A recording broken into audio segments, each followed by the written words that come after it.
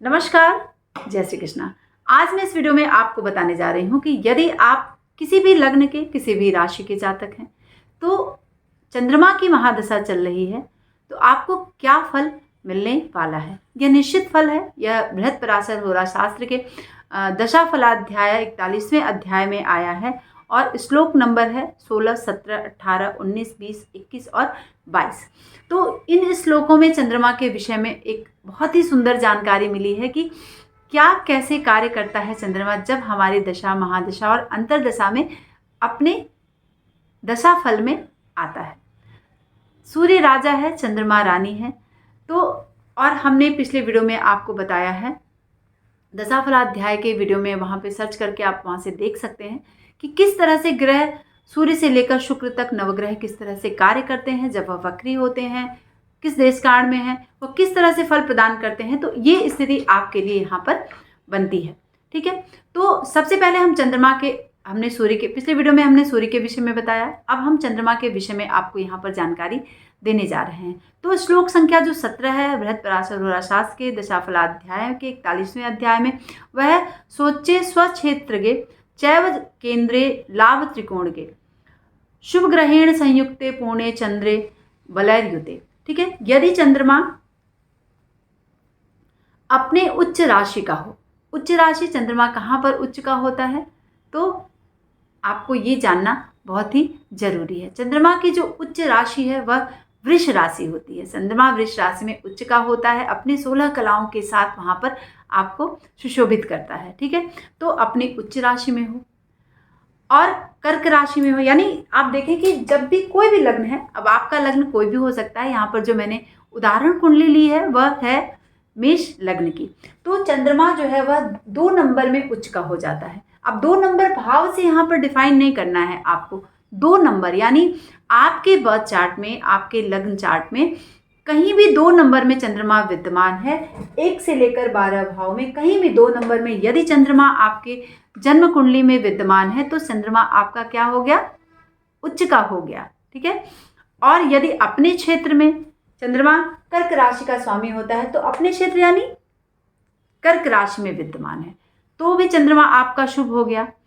केंद्र में हो गया यानी 1, 4, 7, 10 ये आपका केंद्र भाव है, तो यहाँ पर यदि चंद्रमा विद्यमान है तो क्या हो गया, शुभ हो गया। ठीक है, यदि त्रिकोण में है, त्रिकोण यानी 1, 5, 9 सबसे शुभ स्थिति 5 और 9 की, पंचम और नवम की होती है और एक को प्रथम भाव को भी हम त्रिकोण मानते हैं। तो त्रिकोण में हो या फिर पूर्ण बली चंद्र जो है वह शुभ ग्रहों से युक्त हो।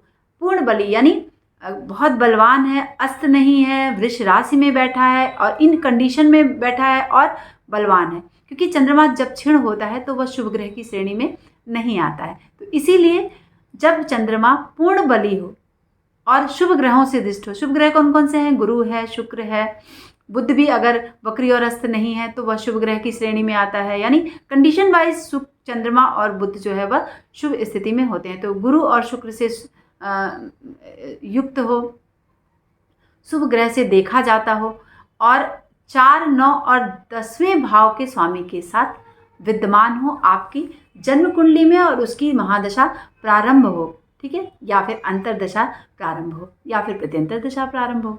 और खासकर हम महादशा की बात यहाँ पर कर रहे हैं तो क्योंकि महादशा लंबे समय तक रहती है, अंतरदशा में ही ग्रह अपने फल को प्रदान करते हैं। ठीक है, तो यहाँ पर इस स्थिति में है चंद्रमा आपके 4th भाव के स्वामी के साथ हो, 9वें भाव के स्वामी के साथ हो और 10वें भाव के स्वामी यानी चतुर्थेश, नवमेश और कर्मेश। यह आपका घर भाव है, सुख भाव है, ये आपके भाग्य भाव है और यह आपके कर्म भाव है। इन भावों और भावेशों के साथ चंद्रमा यदि शुभ ग्रहों से दृष्ट और बली होकर अपने आपकी जन्म कुंडली में विद्यमान है तो वह क्या करेगा, आपको उस दशा में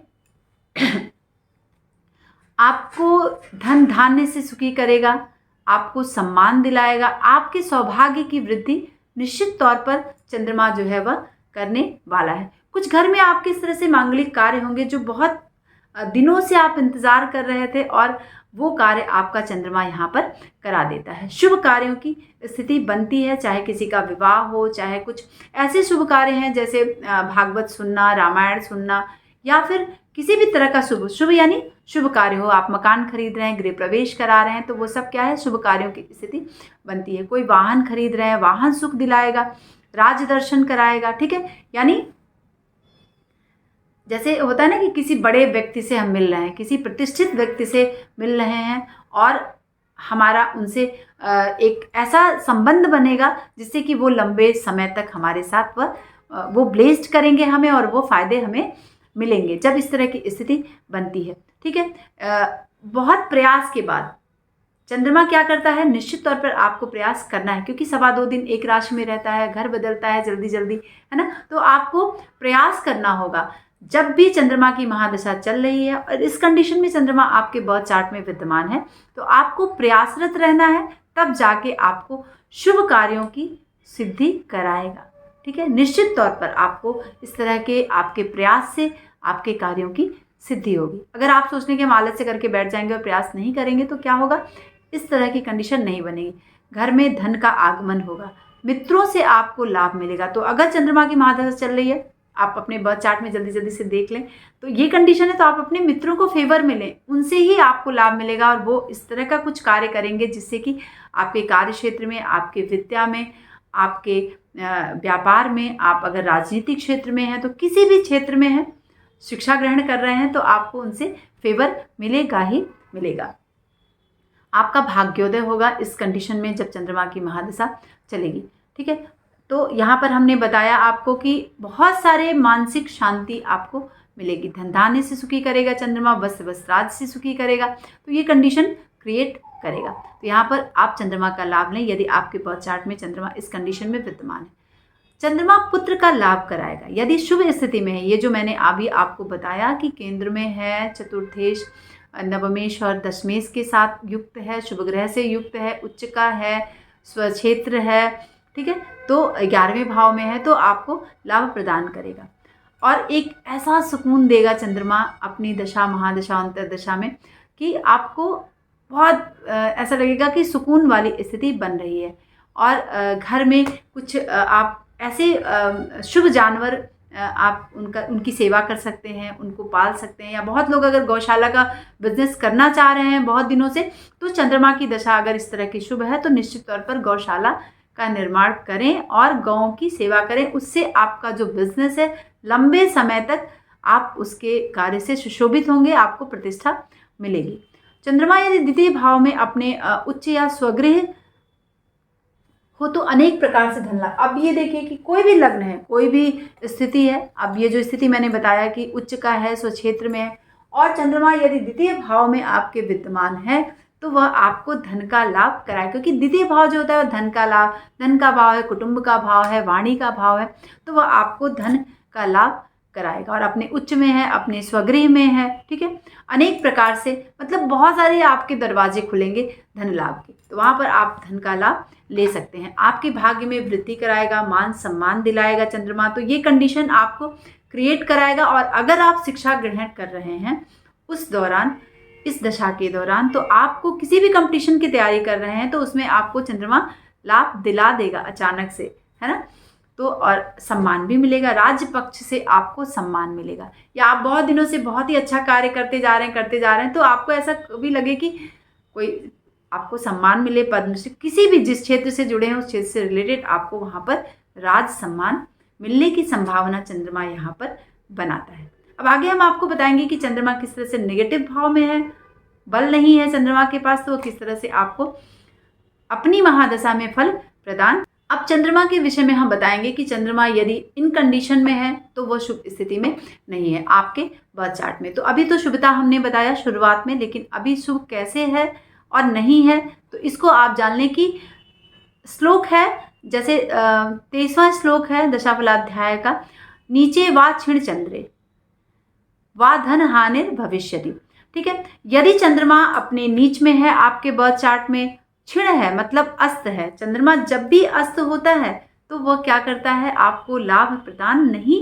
करेगा, वह कमजोर स्थिति में आपके बर्थ चार्ट में होगा। ठीक है, नीच का है चंद्रमा, नीच का अगर आपके बर्थ चार्ट में है या फिर अस्त है, किसी भी भाव में है, अस्त है, तो धन की हानि निश्चित तौर पर कराएगा। मैंने एक वीडियो में आपको बताया है कि चंद्रमा ही धन दिलाता है, चंद्रमा ही धन का कारक ग्रह है। जब वो मंगल के साथ रिलेट होता है तो अपार धन संपत्ति, धन लक्ष्मी योग बनाकर बैठता है। तो अगर अस्त है तो क्या करेगा, आपको धन नहीं दिलाएगा, है ना, क्षीण है, कमजोर स्थिति में है, नीच का है चंद्रमा, तो वो आपके धन की हानि कराएगा।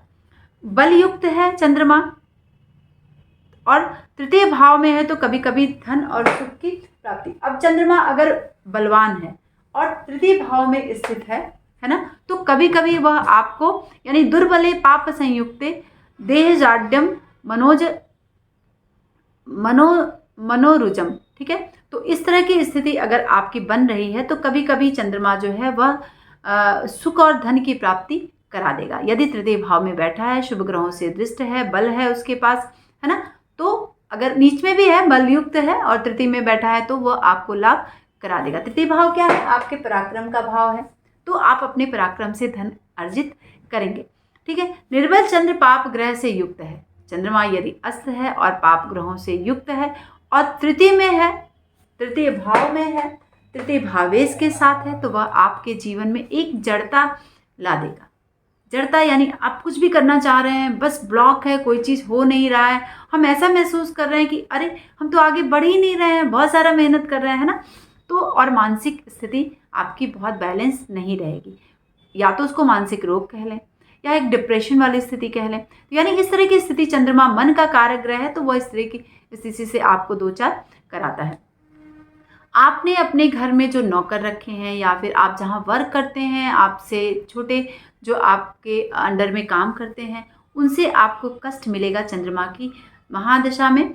और यदि वह तृतीय भाव में है, तृतीय इसके साथ बैठा है, तो इस तरह की कंडीशन क्रिएट होगी। नौकरों से आपको पीड़ा मिलेगी, धन की हानि चंद्रमा कराएगा ही कराएगा, और माता या फिर मामा से कष्ट आपको दिलाएगा, क्योंकि चंद्रमा माँ का कारक ग्रह है और माँ से रिलेट माँ का भाई, यानी तृतीय भाव जो है वह है भाई बहन का भाव है। तो यहाँ आपके इन चीज़ों से दो चार चंद्रमा कराएगा यदि इस स्थिति में आपकी जन्म कुंडली में बैठा है। तो सबसे पहले आप ये देख लें कि चंद्रमा अस्त तो नहीं है आपकी जन्म कुंडली में। पहला काम, आप अपने बर्थ चार्ट में यदि चंद्रमा कमजोर है तो उसका उपाय लाइफ टाइम करिए, क्योंकि चंद्रमा मन का कारक है, चंद्रमा धन का कारक है, चंद्रमा माता का कारक है, चंद्रमा बहुत सारे सुख का कारक है। तो चंद्रमा को मजबूत जरूर करिए, इसकी जड़ता को दूर करिए और उसके ब्लेसिंग लेने के लिए हमें इसका उपाय करना ही करना है। और यदि कमजोर है, अस्त है, दुर्बल चंद्रमा है और पाप ग्रहों से युक्त है और 6, 8 और 12 में है, राहु केतु से पीड़ित है, तो क्या है, इस स्थान में विद्यमान है, तो वह आपको गवर्नमेंट से या फिर जहाँ भी आप कार्य कर रहे हैं, राज्य द्वेष आपको प्रदान करेगा ही करेगा। कुछ कारावास की स्थिति बनेगी, कुछ इस तरह से कंडीशन बनेगी कि कोर्ट कचहरी का आपको मामला झेलना पड़ सकता है, मानसिक दुख दे देगा, धन धान्य की हानि करा देगा, उसको अनायास से अचानक से कुछ हानि हो जाएगी, आपके हाथ में आते आते चीज़ें निकल जाएंगी, है ना। तो इस तरह की स्थिति चंद्रमा आपको प्रदान करेगा, माता से कष्ट दे देगा और कुछ इस पश्चाताप की स्थिति रहेगी कि अरे हमने क्यों सिग्नेचर किया, या इतना बड़ा टास्क था जो मेरे हाथ से निकल गया, इतना बड़ा एग्ज़ाम था जो मेरी मति भ्रम हो गई, हमने नहीं दिया, हम पास हो गए रहते, मेहनत करते, प्रयास करते, क्योंकि चंद्रमा प्रयास का कारक है। यत्न करिए, यत्न से ही चंद्रमा आपको शुभ फल प्रदान करेगा।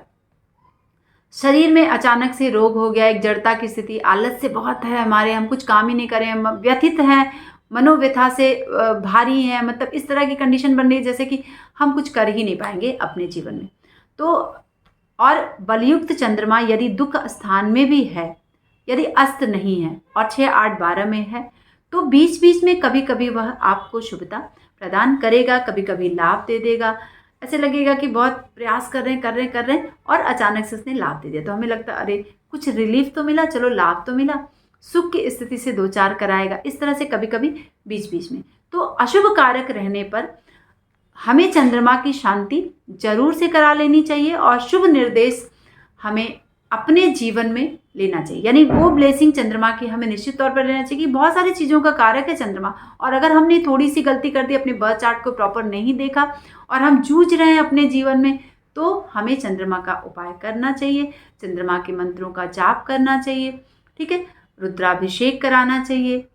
अगर चंद्रमा इन भाव में है तो चंद्रमा से रिलेटेड चीज़ों का दान करना चाहिए, चाहे दूध है, दही है, चावल है ना, चांदी है, इनका दान हमें अपने जीवन में करना चाहिए। भगवान शिव की आराधना चंद्रमा के लिए करनी चाहिए, क्योंकि चंद्रमा जो है, भगवान शिव ने चंद्रमा को अपने मस्तक पर धारण कर रखा है। सबसे प्रिय चंद्रमा उनके करीब है और धारण किए हुए हैं। भगवान शिव भोलेनाथ की आराधना आप करें, आप अपने जीवन में चंद्रमा की ब्लेसिंग जरूर लें, ठीक है। तो अगर आपको मेरा ये वीडियो पसंद आता है तो अपने दोस्तों में साझा जरूर करें, और प्लीज़ दोस्तों कमेंट के माध्यम से हमें बताएं कि कैसा लगा हमारा ये वीडियो, और पीछे आपको हमें दशाफलाध्याय के वो वीडियो जरूर देखना है कि कैसे प्रथम देशकांड, द्वितीय देशकांड, तृतीय देशकांड में रहने पर चंद्रमा अपना फल प्रदान करता है, या फिर वक्री है तो वो किस तरह से किस कंडीशन को क्रिएट करता है।